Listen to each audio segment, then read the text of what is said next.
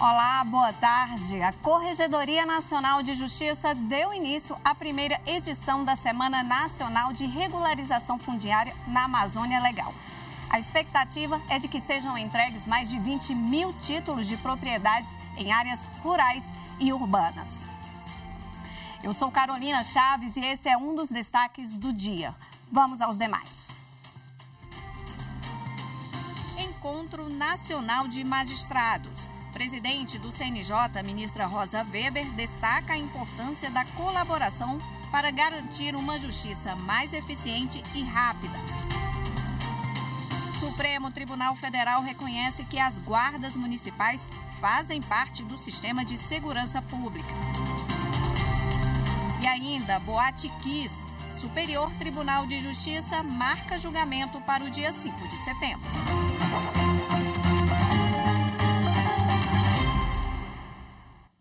Com autorização da Justiça, a Polícia Federal deflagrou na manhã de hoje a Operação Correntes Não Visíveis para combater o tráfico internacional de pessoas.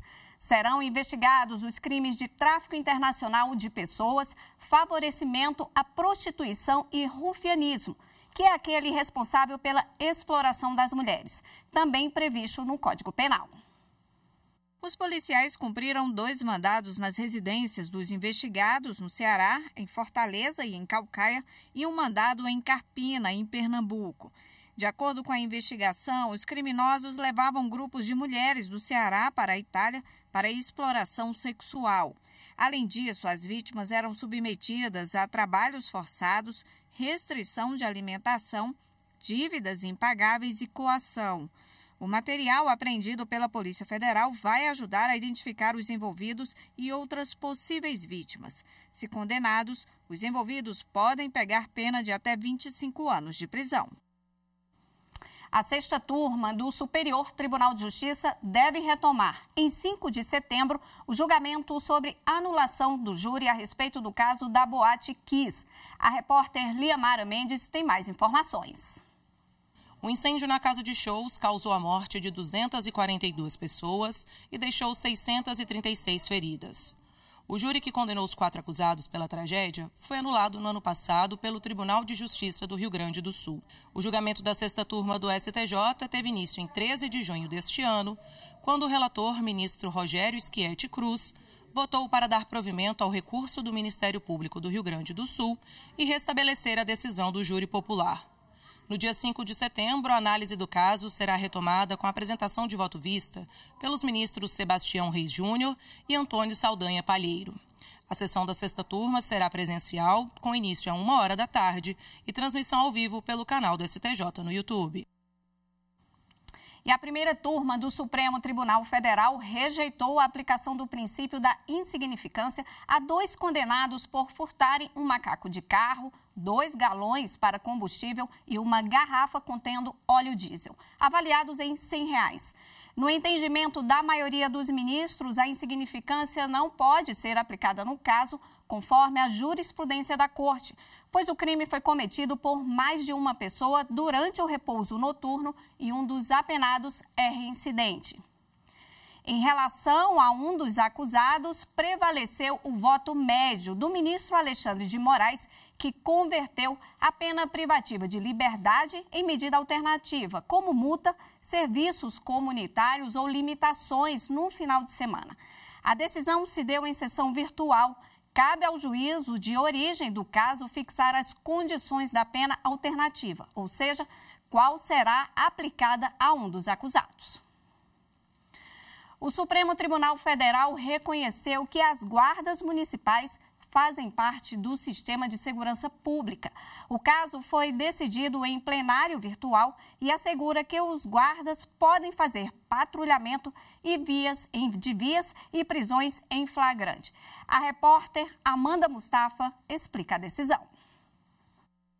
O caso foi julgado pelo Supremo por conta de uma ação protocolada pela Associação dos Guardas Municipais do Brasil contra as decisões judiciais que restringem o trabalho da Guarda Municipal à proteção de bens públicos e que não têm o poder de polícia.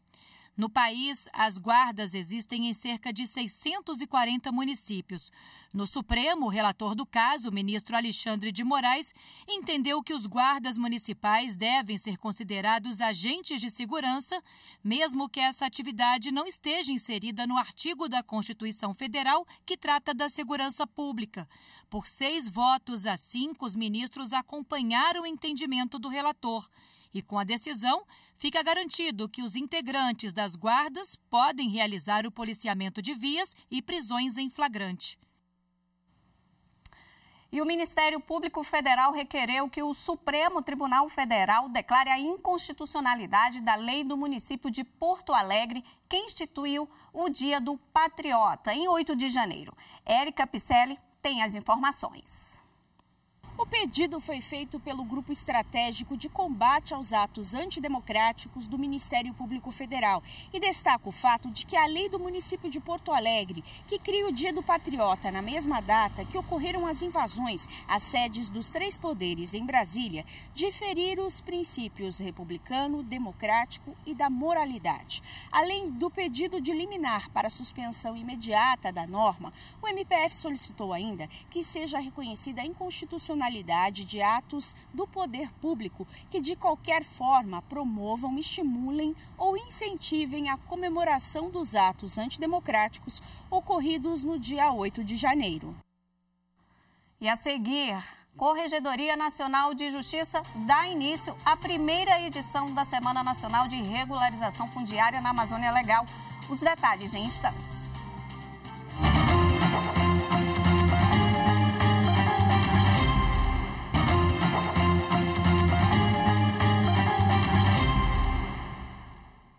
Começou hoje a Semana Nacional de Regularização Fundiária Solo Seguro. O evento é realizado nos tribunais de justiça dos 9 estados que compõem a Amazônia Legal. A programação inclui a entrega de cerca de 20 mil títulos de propriedades em áreas rurais e urbanas a milhares de famílias dessa região. A reportagem é de Amanda Mustafa. A previsão é que um total de 20 mil títulos de propriedade sejam entregues a famílias que vivem na Amazônia Legal. No Pará, são mais de 3 mil moradores de áreas urbanas, de comunidades quilombolas e de comunidades tradicionais em 13 municípios paraenses. As ações do Tribunal de Justiça do Pará já começaram. Na capital Belém, o TJPA promove o seminário Regularização Urbana para a Promoção dos Solos Seguros na Amazônia Legal. Uma troca de experiências de cooperação entre os municípios e a Universidade Federal do Pará. O estado do Pará sempre foi visto de uma forma negativa quando se fala de regularização fundiária, né? As notícias que saem nunca são favoráveis. E eu penso que é o momento da gente virar a chave. Com esse trabalho, com o apoio da Corregedoria Nacional de Justiça, a gente tem que virar a chave e trazer notícias boas do estado do Pará, e é o que já vem acontecendo. Já serão hoje, agora, 3.500 famílias beneficiadas. O esforço concentrado é parte do Programa Permanente de Regularização Fundiária, lançado pelo Conselho Nacional de Justiça em abril deste ano, para estabelecer um diálogo permanente entre a administração pública e a sociedade em nome do enfrentamento da grilagem de terras. A ideia do CNJ é que a ação se repita todos os anos nos tribunais de justiça da Amazônia Legal, na última semana do mês de agosto. Ainda sobre esse assunto, a repórter Amanda Mustafa conversou com a juíza auxiliar do Conselho Nacional de Justiça, Renata Gil. Vamos acompanhar. Eu queria que a senhora explicasse um pouquinho sobre essa iniciativa, qual que é a importância dessa iniciativa e de que forma que a Corregedoria vem contribuindo com essas ações, inclusive com a criação mesmo dessa iniciativa para a questão da regularização fundiária nos estados. Então, a Corregedoria tem por função precípua toda a organização da atividade extrajudicial no país. E nós sabemos que na região da Amazônia Legal há um grande problema de registro de terras que são ocupadas irregularmente, mas não em processo de grilagem.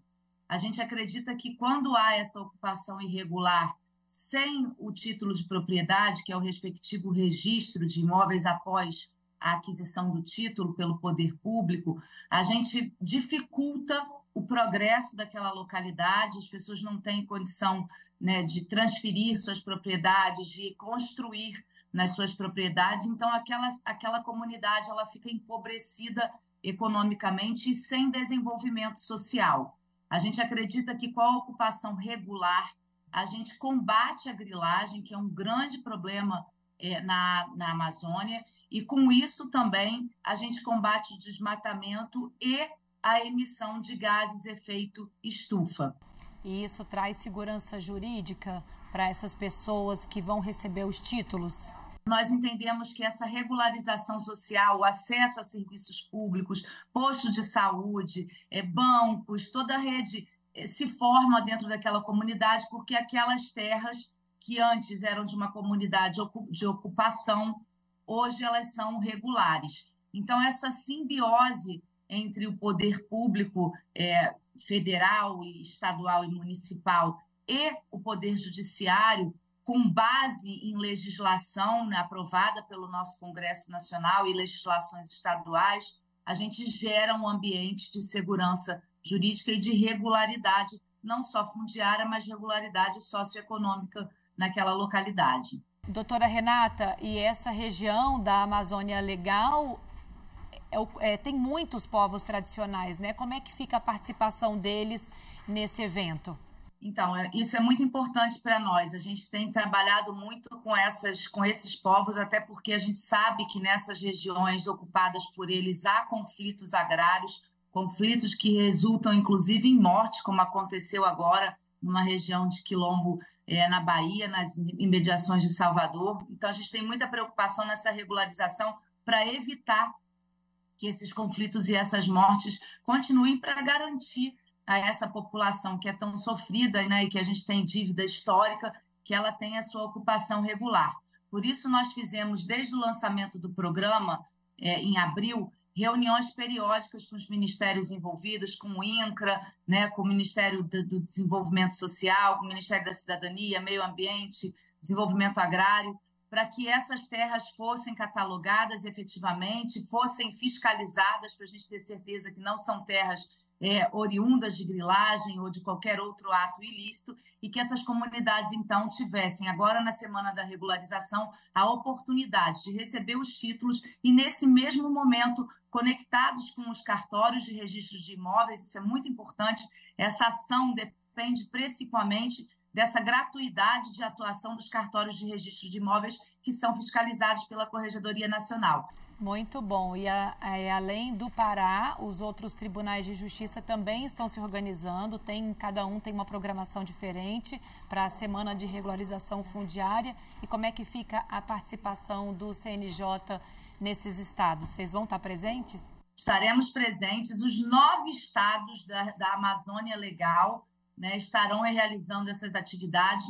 Nós preparamos, né, via Corregedoria, através de reuniões periódicas com as corregedorias locais, nós preparamos esse projeto com 3 pilares: que fossem realizados fóruns nessa semana acadêmico-jurídicos, para que a gente tenha, então, um material preparado de análise das leis que já existem, de compatibilização do regime de regularização. Isso é muito importante, porque a regularização ela não é um processo simples, regularização fundiária, ela é um processo complexo e ele precisa ser entendido pelas comunidades. Então, a gente fez essa preparação desses seminários, desses fóruns acadêmicos jurídicos nos 9 estados, junto com as corregedorias e os tribunais de justiça. A gente criou um prêmio, o Prêmio Solo Seguro, em que a gente vai entregar essa premiação numa data posterior, mas vai anunciar, né, todos os ganhadores na última localidade que nós vamos visitar, que é Belém. E, além de tudo isso, a gente vai fazer a entrega pessoal e física desses títulos. Tá certo, então, doutora Renata, muito obrigada pela entrevista, um prazer conversar com a senhora e muito sucesso. A gente vai seguir acompanhando as ações aí ao longo da semana. Até a próxima. Até a próxima, muito obrigada. E a terceira turma do Superior Tribunal de Justiça decidiu que o contraditório não pode ser totalmente vedado na hipótese de produção antecipada de prova. Confira os detalhes na reportagem de Marina Campos.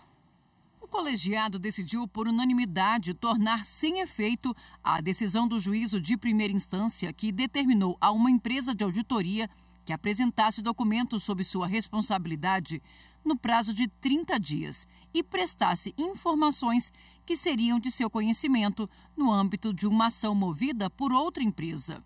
Ao acolher o pedido de exibição de documentos, o juízo advertiu a empresa de auditoria de que a produção antecipada de prova não admite defesa ou recurso, salvo contra a decisão que indefira totalmente o procedimento pleiteado pelo requerente originário nos termos do Código de Processo Civil. A decisão foi mantida pelo Tribunal de Justiça de São Paulo com o mesmo fundamento. Ao STJ, a empresa de auditoria afirmou que a ordem de exibição de documentos, sem margem para qualquer tipo de contestação, implicaria violação de diversos dispositivos do CPC. Segundo o ministro Marco Aurélio Belize, relator do recurso, o posicionamento adotado pelas instâncias ordinárias não está de acordo com o processo civil constitucional. Para Belize, o CPC garante às partes a indispensável oportunidade de se manifestarem antes da decisão, a fim de que as suas alegações possam ser ponderadas e influir na convicção fundamentada do juízo. Desta forma, a terceira turma entendeu que há margem para o exercício do contraditório nessa fase processual.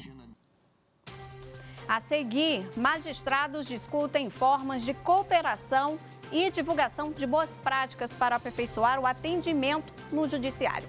As informações em instantes. Eu volto já.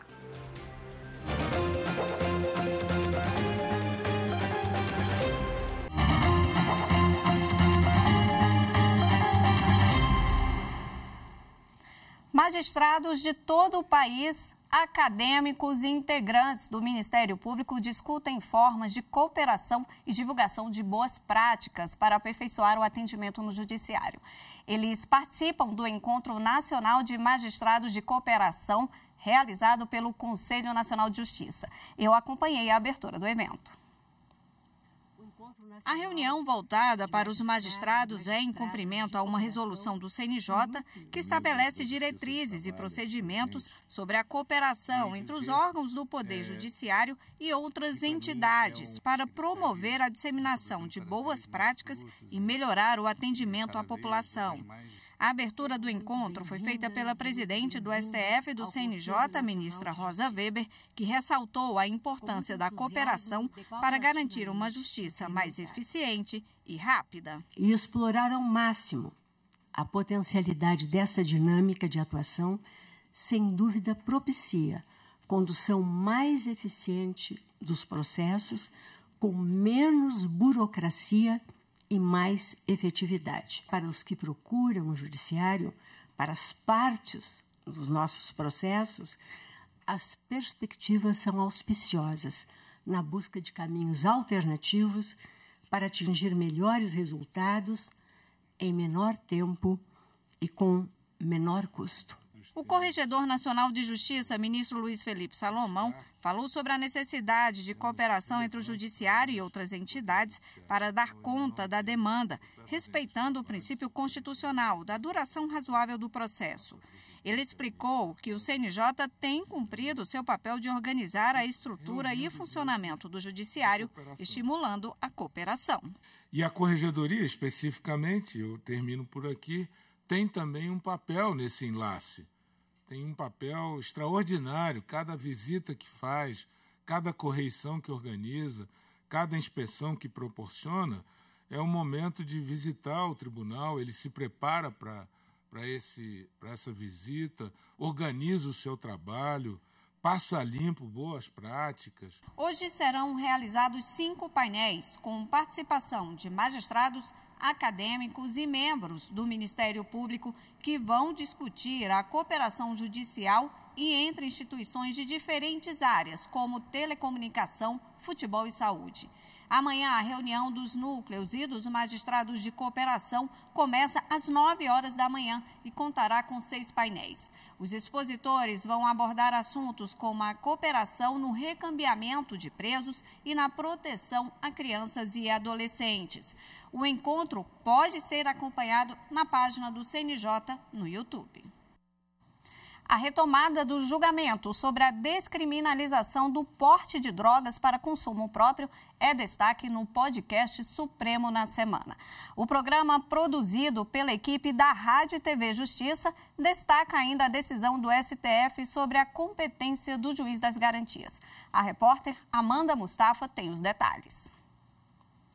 Na sessão plenária da última quinta-feira, 2 ministros apresentaram seus votos no julgamento sobre porte de drogas para consumo próprio. Até agora, 5 ministros votaram a favor de descriminalizar a posse da maconha para o consumo próprio. Já o ministro Cristiano Zanin entende que o artigo da Lei de Drogas sobre as penas é válido. No podcast Supremo na Semana, a apresentadora Mariana Xavier, coordenadora de novas mídias da TV e Rádio Justiça, comenta os diferentes entendimentos com a consultora jurídica da Rádio e TV Justiça, Gisele Reis, e com o jornalista da Secretaria de Comunicação do STF, Mauro Burlamac. O programa também aborda a conclusão do julgamento que validou a norma do pacote anticrime que instituiu o juiz das garantias. O magistrado deverá acompanhar os inquéritos penais para garantir que os direitos fundamentais dos investigados sejam observados durante a investigação. A consultora Gisele Reis explica que a decisão deu um prazo para que todos os tribunais façam a mudança. Significa que juiz das garantias é obrigatório, tem que começar a valer dentro de 1 ano. Excepcionalmente, não sendo possível implementar mais 1 ano, mais 12 meses, mas dentro ao total de 24 meses, de 2 anos, não pode haver nenhum estado da federação sem a implementação do juiz das garantias. E esse prazo é para que os tribunais possam se adequar. Afinal de contas, vai exigir uma mudança estrutural dentro no âmbito dos próprios tribunais para que haja uma efetiva implementação desta figura que veio inovando o sistema judiciário, em especial em matéria criminal, especificamente, e que vai trazer aí uma figura que vai atuar numa fase de investigação que é distinta da fase da instrução. O programa tem ainda um debate sobre a decisão em sessão virtual que equipara ofensas a pessoas LGBTQIA+, ao crime de injúria racial. O podcast Supremo na Semana está disponível em vídeo no YouTube do STF e em áudio nos aplicativos de podcast. Em Alagoas, estudantes de Rio Largo participaram de uma palestra sobre violência doméstica contra a mulher. A ação foi promovida pelo Poder Judiciário em alusão ao Agosto Lilás. A reportagem é de André Cisco. 58 alunos do 6º ano da Escola Municipal Rosineide Tereza e 29 da Escola Municipal Walter Dória participaram dessa palestra que abordou a violência doméstica contra a mulher. A ideia surgiu aqui em conjunto com o promotor para fazer essa palestra para crianças de 11 a 13 anos que muitas vezes estão no ambiente familiar e não entendem que aquilo que está acontecendo ali, na verdade, não era para acontecer. São abusos verbais e muitas vezes, infelizmente, desafortunadamente, chega às agressões físicas. E a criança ali fica completamente hipossuficiente, porque não sabe como agir em relação aos próprios pais, que são aqueles a quem elas têm, enfim, uma obediência e não entendem realmente o que está acontecendo. Então, a gente teve essa ideia de trazer as crianças aqui no começo da adolescência para que possam saber, em caso de acontecer alguma coisa desse sentido, o que fazer e principalmente a quem procurar. O magistrado contou também com a ajuda do promotor de justiça e da equipe multidisciplinar que abordaram a temática de uma forma bem didática. A gente tentou esclarecer em que consiste a violência, quais são as formas de violência, para que elas fiquem sabendo se de fato estão vivendo dentro de um contexto de abuso. A professora Girleide veio acompanhando os alunos da escola Walter Dória. Ela disse que a escola já trabalha a conscientização das crianças através do programa Escola que Protege, e essa parceria com o Judiciário vem reforçar ainda mais esse trabalho. Existe realmente uma necessidade para que possamos ter uma força maior, porque só a escola não há possibilidade para que atingir a um momento positivo, principalmente agora nesse momento pós-pandemia, que foi onde cresceu muito essa violência da familiar, né? Então toda essa problemática ela vai para a escola e temos que ter realmente esse apoio, porque sozinho realmente não iremos conseguir. O José Aparecido trouxe os alunos da escola Rosineide Tereza. Segundo ele, a palestra é importante porque mostra para essas crianças que existem profissionais preparados para cuidar delas quando mais for preciso. É um momento ímpar na cidade, nunca teve, e esse ano está sendo um momento muito importante para alertar o nosso aluno, para ele tirar alguma dúvida, para não ficar acuado, e qualquer coisa que acontecer em casa ou até mesmo na escola, ele nos procurar. Porque hoje nós temos umas ferramentas que são as psicólogas, assistentes sociais, coordenadores, gestores e o poder público. E o Jornal da Justiça fica por aqui. Obrigada pela companhia. Uma ótima tarde e uma excelente semana para todos nós. Tchau.